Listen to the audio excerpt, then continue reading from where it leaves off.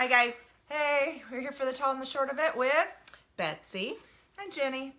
And we decided to go live at noon today. We're a little late. Sorry, we're having some lighting issues trying to figure out how to have us not look washed out or yellow. Who knew my living room wasn't Facebook Live ready? Exactly. So, okay, well, we are going to get to it. This is the last week of the month. I hope everybody had a good Christmas. Yes. I know I did. Mine's not over. Yours isn't over. How many more do you have? 3. 3 more Christmases. Mine are done. Yeah. Done. I have 5 in total. So. Whew, that's a lot of Christmases. It's a lot of food. That's what happens when you... One of them we're having Pizza King at, though. Pizza King. Saturdays Yay. is Pizza King, so. That's a good Christmas. Yeah. I want that Christmas. So this is the last week of the month where we're talking about reading. We're talking about reading comprehension as part of learning to read. And this may be the most complex piece of all, because we've talked about vocabulary, we've talked about the fluency, the phonics, and phonemic awareness, which are all, parts of this. But reading comprehension is the put it all together. It's if we don't comprehend the other stuff doesn't really much matter a bit about learning to read. So making sense of and understanding what we just read is the whole point of reading, right? So without that, you can't say, yeah, my kid's a good reader if they can't comprehend. So what goes into that? I will let you. Okay. No, you're fine. So, well, first of all, we talked about decoding. That's a big part of it. Sorry, she threw me off with what she had after decoding.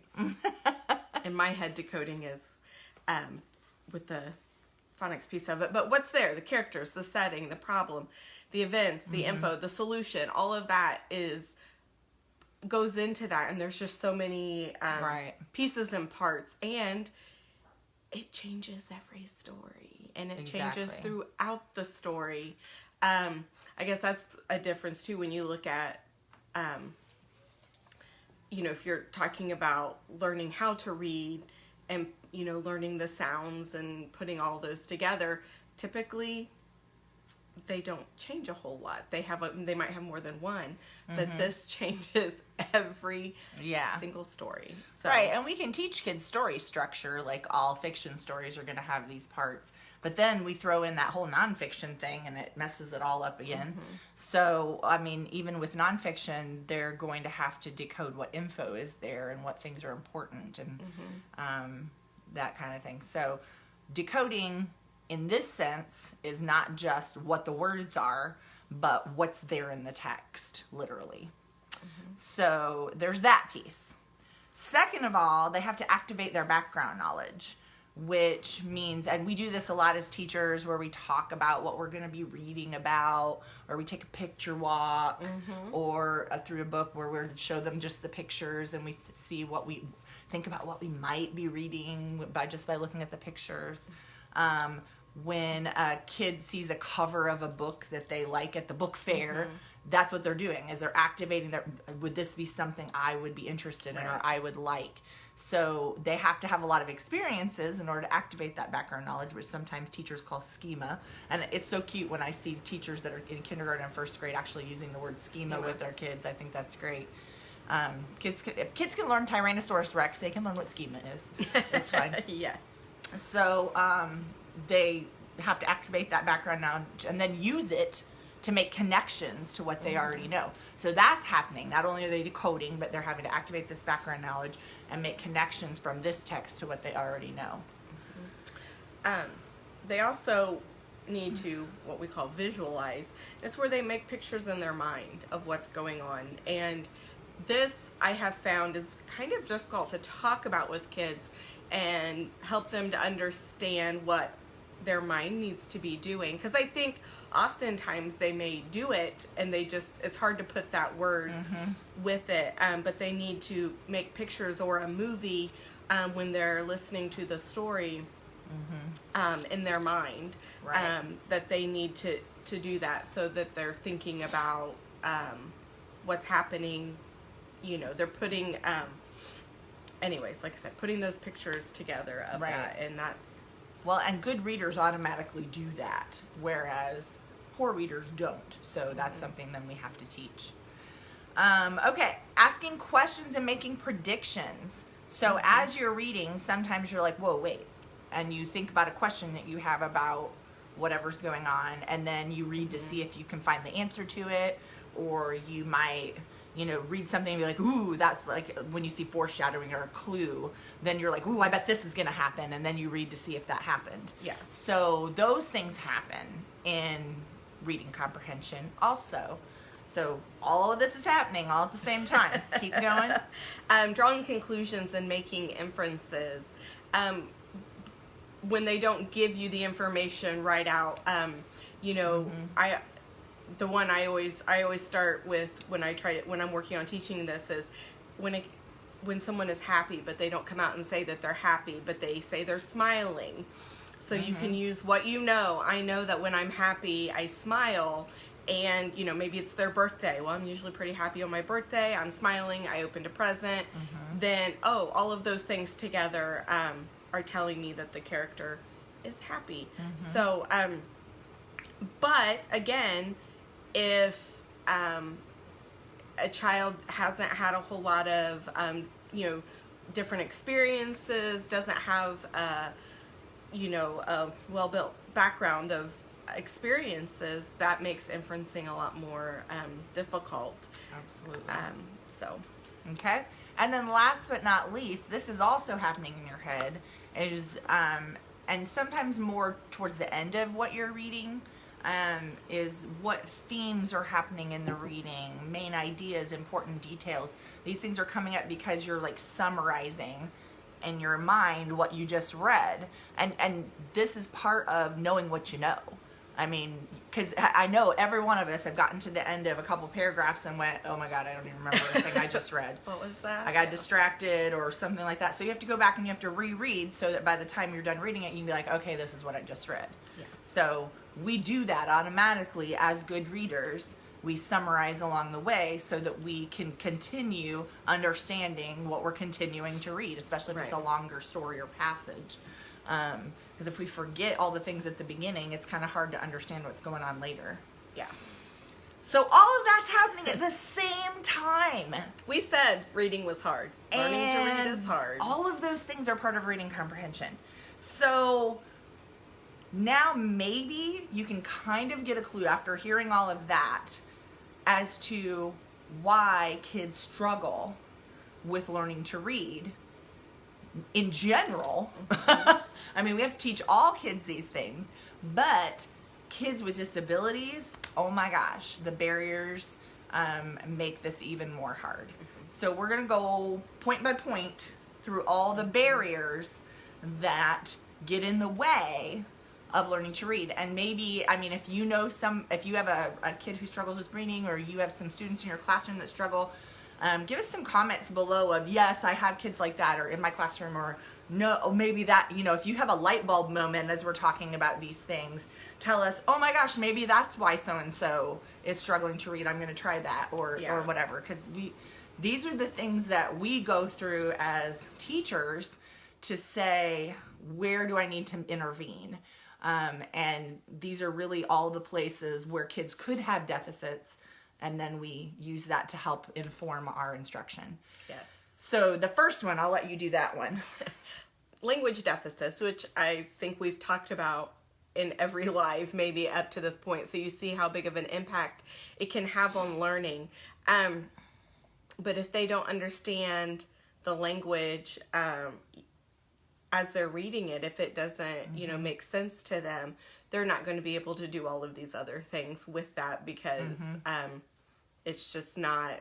it's not making sense. Right. And these are your kids in your class that go to speech because they have language impairments, or They don't get their pronouns right. They don't even say the him and her correctly. He and she, that kind of stuff. They don't have a good grasp on grammar yet, as far as understanding how to make sentences with grammar. So when they're reading, their brain is spending so much time on the language piece that they don't have time in their brain to comprehend. So, okay, the next one is visual spatial deficits. So if your child, when they were tested, or the student in your class when they are tested, shows a deficit in visual spatial thinking, that means they are going to really struggle with that visualization piece, that making pictures in their mind when they're reading. They may not know how to do that, and you may have to spend some time. And for a lot of kids, that is a huge impairment. You know, when you don't picture what you're reading, it's really hard to. I'm trying to think. You know, that whole the thing about chunking. If you can chunk things into smaller pieces, you can remember more.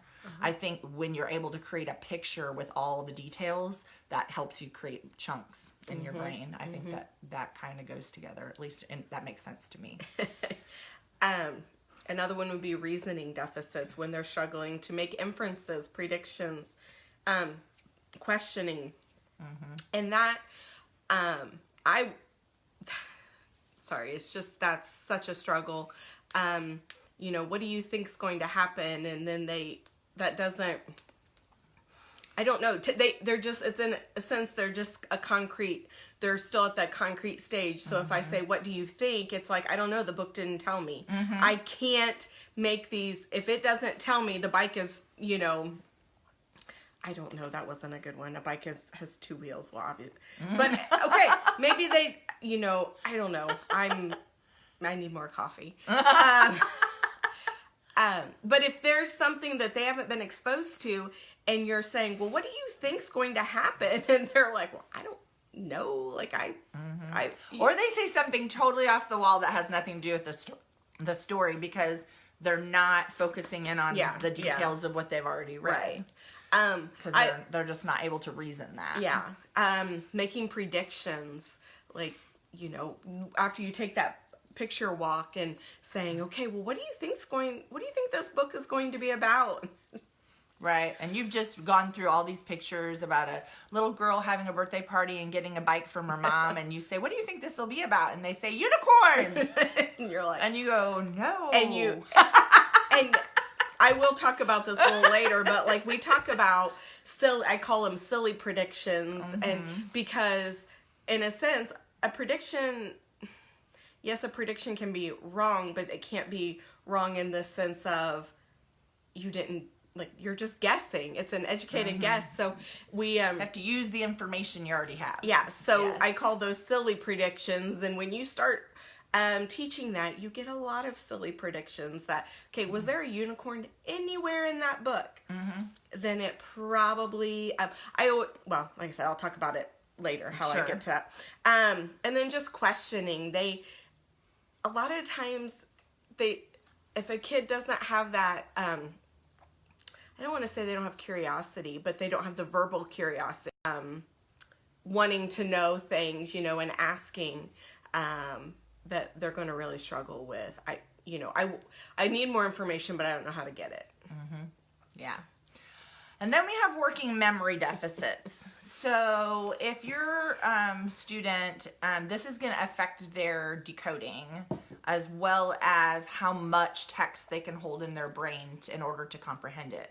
So working memory, we probably talked about this in a previous live, is when our brain has to store bits of information so that we can use it. So we've got multiple pieces of information that we need to use. So even something as simple as decoding a word, you have to use your working memory to know that all the sounds each letter makes and blend those together in order to make that word. Well, not only do kids struggle with the decoding piece, they're going to read along very broken, but then they're also supposed to hold all that in their brain so that they can comprehend it at the same time. That usually doesn't work out very well for them. Yeah. Processing speed. You know, they're reading more slowly, and it is taking them longer to, figure out what the words are. It just takes more time. Takes more of their attention. It takes more. So when you're doing that, when you have that lower processing speed, it's just harder to do it all. Because once again, we've talked about how much goes into this, and especially in a small group or a large group, because you might more one-on-one be able to teach a student with really slow processing speed some of these strategies. However, in a small group or one-on-one, you've moved on to the next thing with the small group or with the large group, and then you ask another question and the kid's answering what you asked before. I mean, they just finally got there. And they haven't figured out that you guys moved have moved on. So you had to be just really conscientious of those kids with slow processing speed, that they may be 2 questions behind you when you're in a small group or in a large group setting. Yeah. So, for sure. Okay, so let's talk about the concept of cognitive load. Now, this is something that not all teachers even understand or know or get, but I learned about this concept from a psychologist who was explaining that people have so much cognitive load that they can do things with each day. So we may use a little bit of our cognitive load to interact with people. We maybe use a little bit of our cognitive load to keep our emotions in check. We use a little bit of our cognitive load to deal with the environment that we're in. Noises happening around us, that kind of thing. We use cognitive load to focus and pay attention. We use cognitive load to do tasks. Okay? So if every person has this much, think of all the things that I just mentioned that we said kids have deficits in. Okay? So a child who has this much cognitive load, just like me, might be using half of their cognitive load just to maintain appropriate behavior in your classroom and try to listen to you. Okay? And then they've only got this much left then to do the task, which typically might take another kid this much of their cognitive load, because the typical brain kids maybe only using this much of their cognitive load to focus and pay attention and whatever. So when you have less cognitive load to be able to do an activity, that is also going to be a struggle for you. So one thing I can think of right away is kids with attention deficit. They spend so much of and sometimes up to 75% of their cognitive load just trying to not get in trouble, especially the ones with hyperactivity and impulsiveness, that they only have this much cognitive load to do tasks. So this is why when they come home after school, they throw a fit when you try to get them to do homework, because they have been spending so much of their cognitive load all day just to hold it together. Or kids on the spectrum that have that phenomenon where they actually behave and are maintaining all day long, and they get home and then lose it. And they have meltdowns, and they don't want to do things for mom, and they just want to be by themselves, or, whatever. That happens because they have used so much cognitive load just to maintain and be socially appropriate for the entire school day. And that's normal. It's not something they feel safe to be able to let that go then when they get home. That's their safe place to do that. So, but that's something that happens for sure. So all of those pieces can be problems or barriers to kids who struggle with reading comprehension. Yes. All right, so now I'm going to turn it over to Betsy for a little bit to talk about some strategies that we can use to support our kids who struggle with reading comprehension. So I found that I have taught middle school, but am now in a K through 2 setting.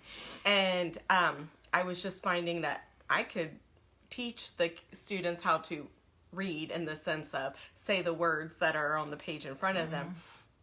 But I was really struggling with the teaching them the comprehension piece, and I was trying to find it. Like I was trying to find, you can go on and find all of these different strategies and different techniques to teach phonics or whole language, different ways. If they're not getting it, this is what you need to do. I wasn't finding that for comprehension. Right. So what I did was, and I'm not saying I invented anything by any means, no. But I just decided, okay, we need to take it back to the concrete level, because comprehension isn't concrete. Unless you're allowing them, I guess, to go back and find in the book, go find me what the boy's name was. But that's more of, I want it when we have to talk about or look at more thinking on their own, rather than pulling that answer when you're looking at inferencing and stuff. So what I did was I paired different reading strategies with a visual cue. And I actually also paired it with a color. So, sorry, you're going to have to look at it on my iPad. Maybe we can get it here. Maybe I can hold it and you can talk. I wonder if we can get close enough. There we go. Maybe I got to get closer. And you're not going to see our faces for a minute.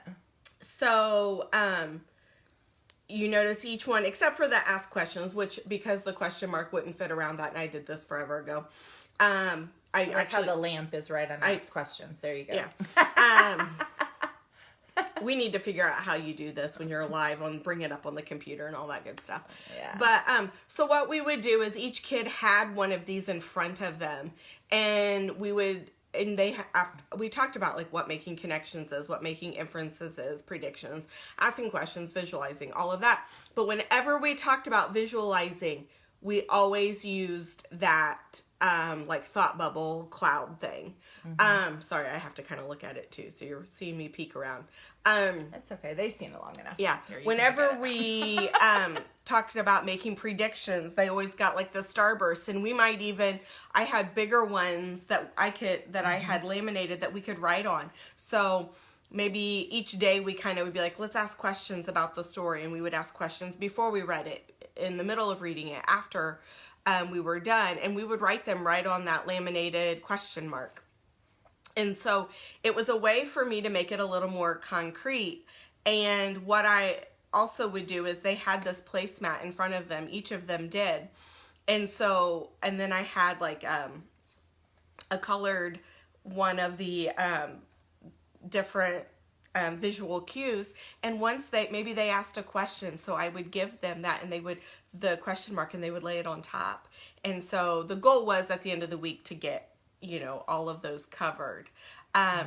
Some were easier than others, but it got them thinking about, okay, because asking questions, I mean, they can always come up with a question to ask, but it made them stop and think like, okay, how can I make a connection? Does this remind me of because we talked, I spent time teaching each of these, but like, does this remind us of a book we've already read? Those kinds of things. And it got them, like I said, pairing that I found was the best way for a lot of my kids, because it gave them something to make a connection to. Because otherwise, I mean, it's hard for them to make a connection with making connections. Yeah. Or making a prediction. And so that's what I used a lot. I used it a lot with my kids. Hey, Jake. I used it a lot with my kids that I had for what we call resource, that were out in gen ed, and I worked with them, a little bit each day. And that seemed to really, I think, help them the most. I'm starting to use it a little bit with my kids now, but it's a slower process. But yeah, obviously. That's when I started to see success with them. So for sure, making that visual, which we've talked about visual cues a lot. It helps all kids. Visual cues help all kids. So like these are things you could be doing in a general ed classroom as well, and should be, in my opinion. So multisensory. So we've heard the phrase again 7 times 7 different ways. We want to do things with kids So you want to do something that they can see, something they can hear, something they, visualize, pictures, textures, whatever. I mean, if you can find another sense to add to it as you're doing these things, that's going to be helpful for sure. I always liked when I would teach, like we talked about visualizing in that picture. That's hard. And I would always find a book that I could find a short little video. Like, okay, for example, like the Tortoise and the Hare. There's tons of little movies, videos. I mean, you can get short ones out there. And I love to read it to them and then show it to them. And then we'd also draw pictures, things like that. And with nonfiction, I think a good thing too is to maybe activate the background knowledge about whatever you're about to read about. So like giving them some hands-on things, like, I don't know, if you're going to do a science topic, let's say about plants, maybe bring some plants in. Let the kids see some plants. Let's look at the plants, touch the plants, look at would they grow in dirt? Let's activate all of our knowledge about plants. Now we're going to read about plants. So, that way they're getting that extra multi-sensory piece in there to help activate that schema. And that doesn't actually have to come in like during reading time. Like for me, we actually have playtime in my class. Dinosaurs are a very big topic in my classroom every day. But say we didn't have play dinosaurs, that might be something I would find and incorporate it into playtime. And as they find it and we talk about it, and then I can bring a book in later. Anytime you can give them a real object to touch before you read about something is going to be huge and helpful. And then I guess on this next one, it reminds me of when we did the Shakespeare play in my classroom. So when I taught middle school, and Jake, you might remember this. She left us. She left us. She said hi. I don't know, maybe it's just delayed. But when I taught A Midsummer Night's Dream to junior high, and people used to say, "You're crazy. Why are you teaching Shakespeare to junior high kids?" And I said, because they need to know and understand how to read Shakespeare when they get to high school. And so I'm going to give them just a brief introduction to a play that I really loved anyway. And so what I did was I purchased the young people's version of the play. So I had the young person's version of the play. I had the original versions of the play. And then I also had the movie version of the play. And I was super good, was I not, of walking right in front of the little projector screen right as they would show fairy nipple, like every time. Because there were two places in the Midsummer Night's Dream where they show fairy boob. And and I was very strategic about, I'm sorry guys, I'm standing right in front of this for 3 seconds, and then I move. Yeah, every time. And I don't think they ever caught on. But so we would read the young people's version first. Actually, I started out, even before we even started reading the play, with where I had them talk about love triangles. And we talked about, like, if you like a guy and maybe the guy likes some other girl, that kind of stuff. So we talked about that because that was going to happen in the play. And so we talked about it a little bit, junior high version, of course, very clean and innocent wise. And then we also talked about, what if your parents want you to do something that you don't want to do? If your parents are making you do something you don't want to do, like, they're making me take piano lessons. Is it bad that I don't remember any of this? You don't remember any of this? I don't know. You may not have been in there with me during when we did that part. I co-taught with you a whole year. Quite possibly. But maybe one of my, I was probably helping a student during those discussions. I don't remember. So, but then we would read the young people's version. Then we would read the original version. In fact, we listened to the original version because Shakespeare's really meant to be watched. It's not really meant to be read anyway. So we would read the young people's version. I would give them each, a part in the play, and they would help read it out loud. And the kids always volunteered. We had a fun time with that. And then we would read the original, and then we would watch that act of the movie. And by doing that through all 4 acts of the play, all my kids understood it. And then I put them in acting companies, and their assessment was to act out a part of the play. And they made costumes, and we decorated my whole room like the Magic Forest, and it was super fun. So And you don't remember the Magic I Forest don't or nothing? remember. Good Lord, where were you? Oh. My kids remember. If you're out there, you tell her that we did that. Okay, but you do remember more while you're doing it, and I didn't do it. I was just probably helping and facilitating. And they had to memorize Puck's monologue at the end and all that good stuff. So, yeah. I only did it for 1 year, though, too. That's true. You only did 1 year. I taught that same play like 7 years in a row, so I would remember much more. Okay, so that's using an adapted version with the original. And I always say, don't just do the adaptive without the original. They need to see the original too. And that way they can help it can stretch them a little and help keep that expectation high. I do remember, sorry, someone may knock on the door in a second. The UPS guy's here. Oh, delivery! But I remember one of the, now why I remember this, I don't know, but when I was at Ball State or at Burris, when you do your practicum, I did that with a fairy tale of some sort where you do, like, Three Little Pigs has quite a few of them, like the original, and anyways, so you can do that at different levels, because on Three Little Pigs there's like the pigs version, and then they have the wolf's version, different things like that. So I like that too at for the different levels. But audiobooks, which we talked about in a previous live.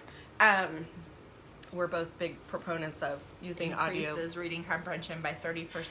And in all honesty, both of us listen to audiobooks all the time.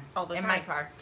We both bought a half-hour drive to and from work. That's perfect time. But anyway, we're obviously not following along, which is what is important when you're doing it. Kids must follow along in the text, and we are not in our car. No, but that also takes away, when they're listening to it being read and following along, it takes away some of that need for them.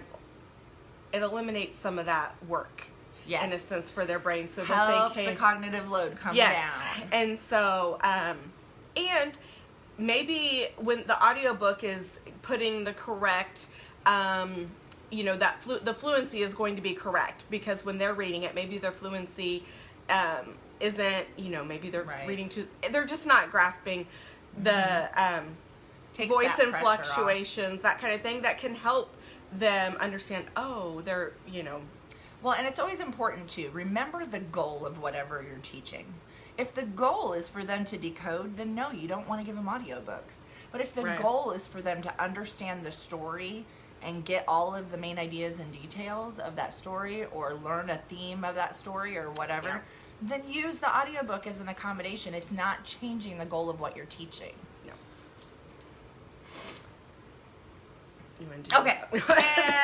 So discussion. Okay, so whenever there was something that's a little more complex piece of text, or a lot of times we would have discussions after we would read something. I like to use what they call Socratic Seminars when I did that, where we all get in a circle. I start with a question, and then the kids just bounce off of each other, and I keep the conversation going. But not all of my kids were able to do that without help. Especially at the upper grade levels, a lot of them wanted to sit back and not participate. So I would create a chart that had sentence stems on them. Things like, I wonder if, or why did, and blank. Or, things like that, so that the kids could look at that and then think of a question using one of those sentence starters. And I believe you did something similar to that with little ones too. Do you want to talk about that? Well, I had talked about the visual cues, and I'd have, with the question mark, I had an anchor chart that had within the question, with the question mark on the page, but also just some question words. So if you're going to ask a question, your sentence needs to start with this, because like I said, we were teaching. The W's, the what, how, when. But also did, and does, and but anyway, who, what, when, where, why, how, anyways.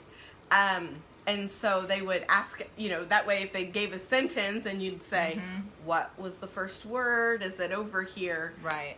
It kind of helps them, but also it helps them cue their mind. Right. To be like, I don't know what to say. Let me look up here. Exactly. And I believe that helped all kids too with our discussions in class, because I would include things on the sentence stems for how do you disagree with someone in a civil manner. Like, I can see your point about blank, but I think blank.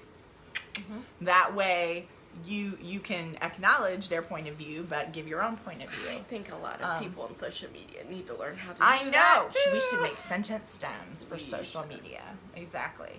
But no, teaching that civil discourse is so important with kids, because they don't get a lot of civil discourse online. So making sure that we do that as teachers is very high on my importance scale.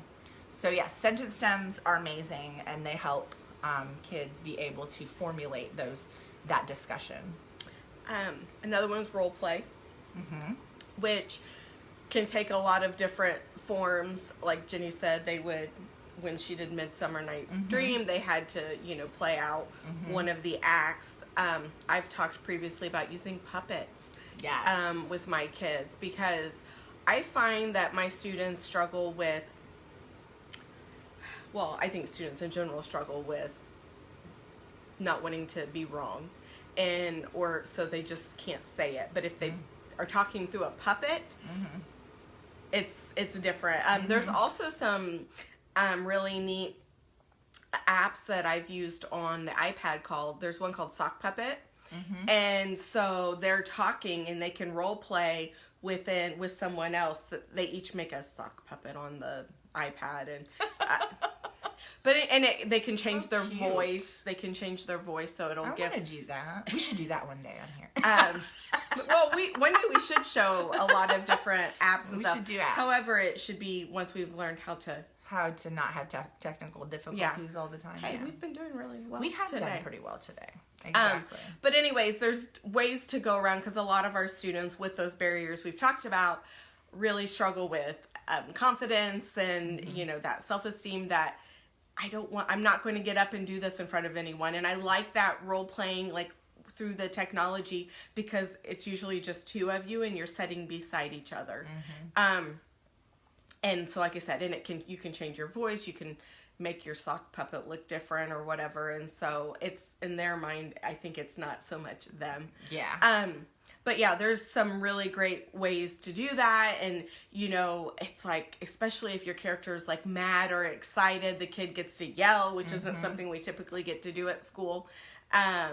So I think those are some really good. And it's also a good way if you are noticing that one of your students isn't maybe getting one of the characters very well, then have them role play that character, because they maybe will start learning more about them as they are role playing what their piece or part. Or if you know of a couple of kids in the class that really do get the characters, have them role play it as a visual for the students that aren't really getting it, because that way they can be like, oh, I get it. The light bulb might come on. Help them with those pictures in their mind. Absolutely. And speaking of, another way to help them with pictures in their mind, I really I don't know if it's a research-based intervention or not, but we've been trying this. I do it with a student who she basically said, I don't see anything in my head when I'm reading. I'm just not doing that. But she is really good at drawing,